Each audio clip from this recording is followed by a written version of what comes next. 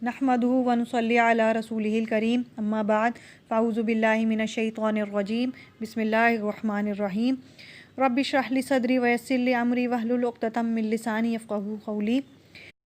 सूरह बकरा के 4 रुकू मुकम्मल हो चुके हैं। अब हम 5वें रुकू से शुरू करते हैं। ए बनी इसराइल अज़कुरू, ए औलाद याकूब, ए बनी इसराइल तुम याद करो, नेमती अल्लती मेरी नेमत, अनामतु अलैकुम जो मैंने तुम्हें बख्शी, व औफ़ू बि अहदी और पूरा करो मेरा अहद, ऊफ़ी बि अहदिकुम मैं पूरा करूँगा तुम्हारा अहद, व इय्याय फ़रहबून और मुझसे डरो।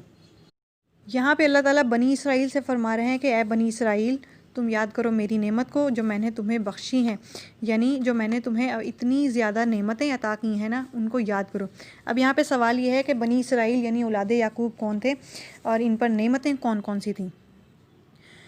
इसराइल हज़रत याकूब अलैहिस्सलाम का लक़ब था, यानी अब हज़रत याकूब अलैहिस्सलाम की औलाद बनी इसराइल कहलाई। याकूब अलैहिस्सलाम के 12 बेटे थे जिनसे यहूदियों के 12 कबीले बने और उनमें से बकसरत अम्बिया और रसूल हुए। यहूदियों को अरब में उनकी पिछली तारीख़ और इल्म और मज़हब की वजह से एक ख़ास मुकाम हासिल था, इसलिए अल्लाह ताला उन्हें अपने पिछले इनामात याद करवा रहे हैं कि मैंने तुम पर इतनी नेमतें अता की हैं, तो तुम मेरा वादा पूरा करो, यानी कि तुम मेरे भेजे हुए नबी पर ईमान लाओ, मेरी भेजी हुई किताब यानी कुरान पर ईमान लेके आओ। तुम ये वादा पूरा करो, मैं अपना वादा पूरा करूँगा। अब बनी इसराइल पर इनामात कौन कौन से थे? वो ये थे कि इनके यहाँ जब भी बच्चा पैदा होता था तो उनके कपड़े पहने होते थे, जैसे जैसे वो बड़े होते जाते उनके साथ उनके कपड़े भी बड़े होते जाते थे। दूसरी नेमत ये थी कि जितने भी नबी आए या रसूल आए ज़्यादातर बनी इसराइल में से आए। फिर हज़रत मूसा अलैहिस्सलाम के ज़रिए फ़िरौन से उन्हें निजात दिलाई, बनी इसराइल की कौम को ही निजात दिलाई। फ़िरौन उनके बेटों को मारता था और उनकी बेटियों को ज़िंदा रखता था, उन्हें उस अज़ाब से निजात दिलाई। उन्हें दरिया में रास्ता देकर दरिया पार करवाया और फ़िरौन को उसमें गर्क किया। इन्हीं इसी कौम पर मनो सलवा उतारा गया। इसी वजह से इन्हें अफ़ज़लुल आलमीन भी कहा जाता था, लेकिन उन्होंने अपनी बदआमालियों की वजह से ये फ़जीलत छीन गई। अब ये फ़जीलत उम्मत मुहम्मदिया को दी गई है, जिसे खैरतुन उम्मतुन उम्मा कहा जाता है। तो यही वो नेमतें अल्लाह ताला अपनी इनको याद करवा रहा है कि मैंने इतने इनामात तुम्हें किए हैं, तो तुम अब मेरे नबी के साथ जो है ना गुस्ताखियाँ ना करो और उस पर ईमान लेकर आओ। व आमिनु बिमा अनज़लतु और तुम ईमान लाओ इस पर जो नाजिल किया है मैंने, मुसद्दिक़न लिमा माअकुम तस्दीक करने वाला है इसकी जो तुम्हारे पास है। वला तकूनु और ना हो जाओ अव्वला काफ़िरुम बिही पहले काफिर जैसे। वला तश्तरू और ना मोल लो बि आयाती समनन क़लीलन मेरी आयतों की कीमत थोड़ी, व इय्याय फत्तक़ून और मुझसे ही डरो। इस आयत में पहले काफिर ना बनो का मतलब ये है कि एक तो तुम्हें जो इल्म है, यानी जो कुछ भी तुम्हें पता है, तो तुम्हारी ज़िम्मेदारी है कि इसका इल्म तुम दूसरों तक पहुंचाओ, ठीक है। अब दूसरा, मदीने में यहूदियों को पहले ईमान की दावत दी गई थी, वरना हिजरत से पहले बहुत से लोग तो इस्लाम कबूल कर चुके थे, इसलिए उन्हें तनबीह की जा रही है कि यहूदियों में तुम पहले काफिर ना बनो। अगर ऐसा तुम करोगे तो जितने भी यहूदियों के कुफर का वबाल होगा वो तुम पर भी पड़ेगा। दूसरी बात, थोड़ी कीमत पर ना फ़रोख्त करो का मतलब ये नहीं है कि ज़्यादा मुआवजा लिया जाए और अहकाम इलाही का सौदा कर लो, बल्कि मतलब ये कि अहकाम इलाही के मुकाबले में दुनियावी आपका मुफाद शामिल ना हो। अहकाम इलाही तो इतने कीमती हैं कि सारी दुनिया का मालूम मता भी उनके मुकाबले में बेचकर ये फल हासिल नहीं किया जा सकता।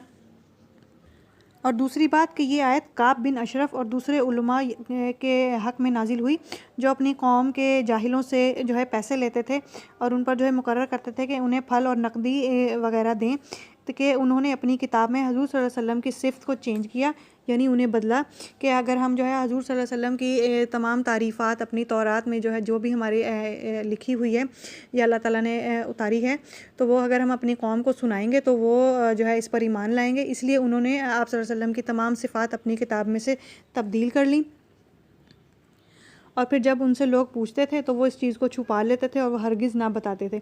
तो उन लोगों पर यह आयत नाजिल हुई। वला तलबिसु और ना मिलाओ अल-हक़ बिल बातिली हक़ को बातिल के साथ, व तक्तुमुल हक़ और ना छुपाओ हक़ व अंतुम तालमून जबकि तुम जानते हो। यानी यहाँ भी अल्लाह ताला इनको कह रहा है कि वो जानते थे कि हक़ क्या है, लेकिन फिर भी वो इस चीज़ को छुपाते थे। वाक़ीमुस्सलात व आतुज़ ज़कात और कायम करो नमाज और दो ज़कात, वरकऊ मअर राकिईन कि और रुकू करो रुकू करने वालों के साथ। यहाँ पर नमाज का हुक्म और ज़कात का हुक्म, अल्लाह ताला ने नमाज ये नहीं कहा कि पढ़ो, अल्लाह ताला ने कहा है नमाज कायम करो। یعنی کہ جب نماز پڑھنی ہے تو اس کو ہمیشہ کے لیے اپنی زندگی میں شامل کر لو۔ اس کے علاوہ باجماعت نماز پڑھنا مردوں کے لیے 27 درجے زیادہ فضیلت رکھتا ہے۔ اتأمرون الناس، کیا تم حکم دیتے ہو لوگوں کو، بالبر، نیکی کا، وتنسون، اور تم بھول جاتے ہو، وانفسکم، اپنے آپ کو، وانتم تتلون الکتاب، حالانکہ تم پڑھتے ہو کتاب، افلا تعقلون، پھر کیا تم نہیں سمجھتے۔ اس آیت میں اللہ تعالیٰ تمام امتوں میں عالموں سے خطاب کر رہے ہیں کہ تم لوگوں کو تو احکام قرآن بتاتے ہو مگر خود تم وہی برائیوں کے کام اپناتے ہو۔ تو پہلی امتوں میں بھی اور آج کی امتوں میں بھی یہ عالموں میں یہ بہت بڑی برائی ہے کہ وہ لوگوں کو تو اچھا برا سب سمجھا دیتے ہیں مگر خود وہی سب کام کرتے ہیں۔ تو قیامت والے دن سب سے پہلے عالموں کو دوزخ میں اللہ تعالیٰ ڈالے گا اور دوزخ میں انہیں ایسا عذاب دے گا کہ ان کے پیٹ سے انتڑیاں نکلی ہوئی ہوں گی اور وہ آگ میں گھوم رہے ہوں گے اور ان کی انتڑیاں جو ہیں ان کے گرد گھوم رہی ہوں گی۔ استغفر اللہ۔ یہ اس لیے ہوگا کہ وہ دنیا میں لوگوں کو برے کاموں سے روکتے تھے اور خود وہی کام کرتے تھے۔ اللہ تعالیٰ ہمیں بھی سیدھے راستے پر چلانے والا بنائے۔ وَاسْتَعِینُوا بِالصَّبْرِ وَالصَّلَاةِ، اور تم مدد حاصل کرو صبر سے اور نماز سے۔ وَإِنَّهَا لَكَبِیرَةٌ إِلَّا عَلَى الْخَاشِعِینَ، اور وہ بڑی مشکل ہے مگر عاجزی کرنے والوں پر نہیں۔ یہاں پر اللہ تعالیٰ دوبارہ فرما رہے ہیں کہ اپنی حاجتوں میں صبر سے اور نماز سے کام لو۔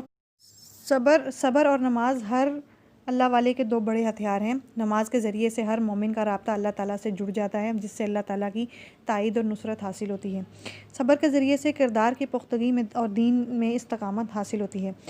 حدیث پاک میں آتا ہے کہ نبی اکرم صلی اللہ علیہ وسلم کو جب بھی کوئی اہم معاملہ پیش آتا تو آپ فوراً نماز کا اہتمام فرماتے تھے۔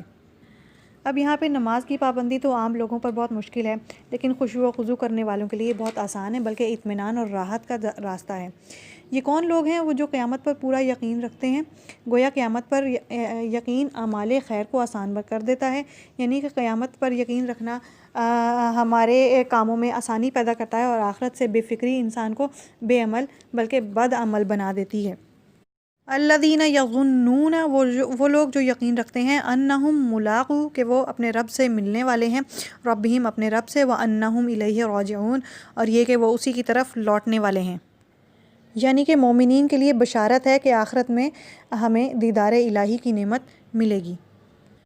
یہاں پہ ہمارا 5واں رکوع مکمل ہوا۔ وآخر دعوانا الحمد للہ رب العالمین۔